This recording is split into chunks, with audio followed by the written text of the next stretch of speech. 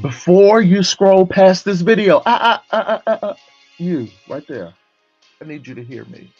You are too gifted to be misunderstood, too valuable to be mislabeled, and too called to be dismissed. But here's the hard truth. Sometimes we give people the wrong first impression, and then we get mad when they believe it. I'm not here to shame anybody. I'm here to help you shine because what God put in you deserves the right introduction. And if you're going to finish strong, if we're going to finish strong together, we've got to talk about how to stop leading with what we don't want to be judged for. As I scroll through my social media pages this morning and anytime, I see a lot of things that honestly make me cringe. I'll be real with you. Sometimes I just almost want to unfriend, hit that unfriend button. Not because I don't love people, but because I don't want to see all of that on my timeline. But here's the thing: we have to be able to reason together. We've got to be able to talk about this because the way we present ourselves is shaping the way that we're perceived. And perception can either open doors or slam them shut. So today, I just want to talk about why we need to stop leading with qualities we don't want to be judged for. Now, I could unfriend people and just move on with my life, and they could move on with theirs. But I choose to extend grace because I believe that we are called to help each other finish strong. Grace doesn't mean ignoring the issue. Grace means having the conversation so that we can grow together. The problem is too many people are leading with the wrong introduction. We're putting out front the very thing that we don't want others to define us by. You want respect? The first impression cannot be reckless. If you want influence, your feed cannot be full of contradictions. Hmm. If you wouldn't want your boss, your pastor, your children, your future spouse to see it, why is it that the first thing strangers and friends are seeing is what you're putting out there for them to judge?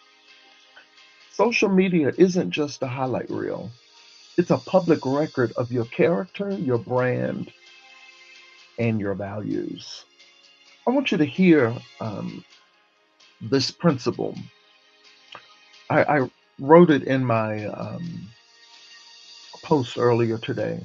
We often hand people the measuring stick they'll use against us.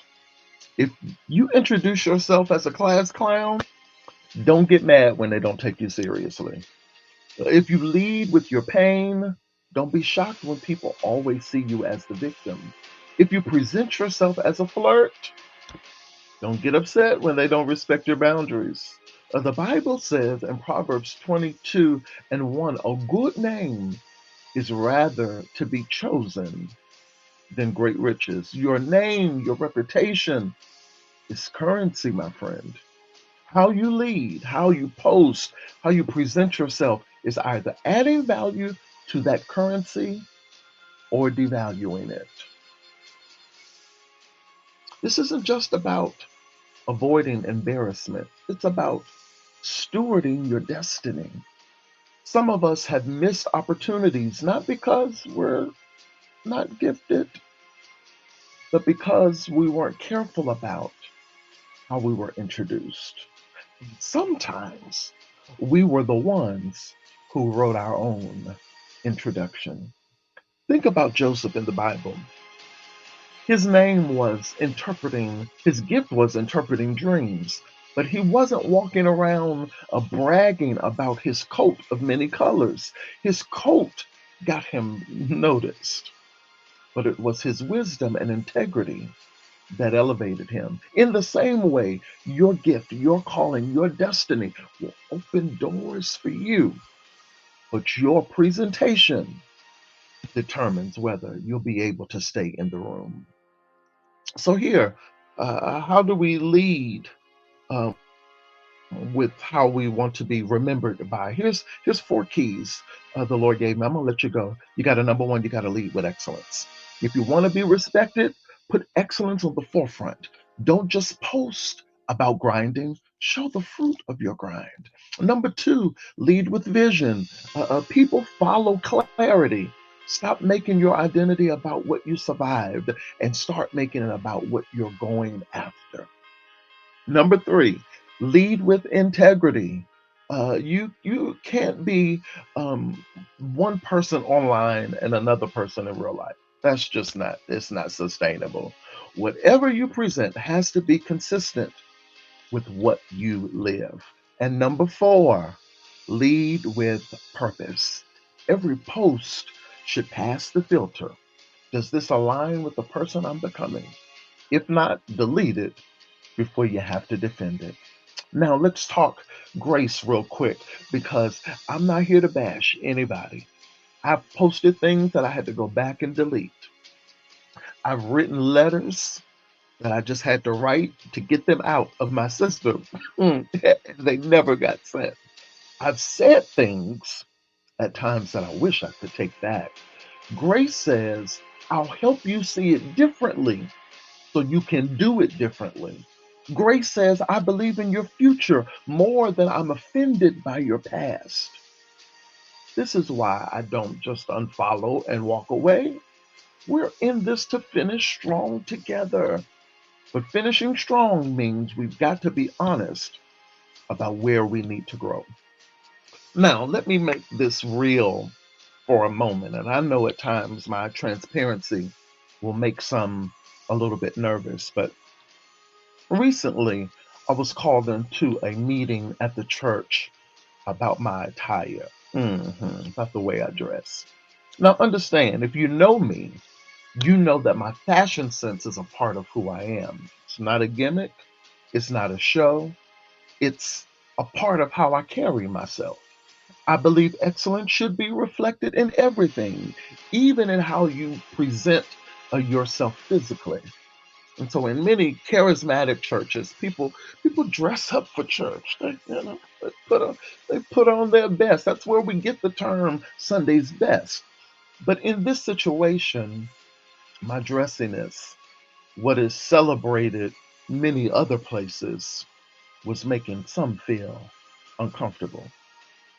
Now, here's the thing: I'm not trying to change who anybody is.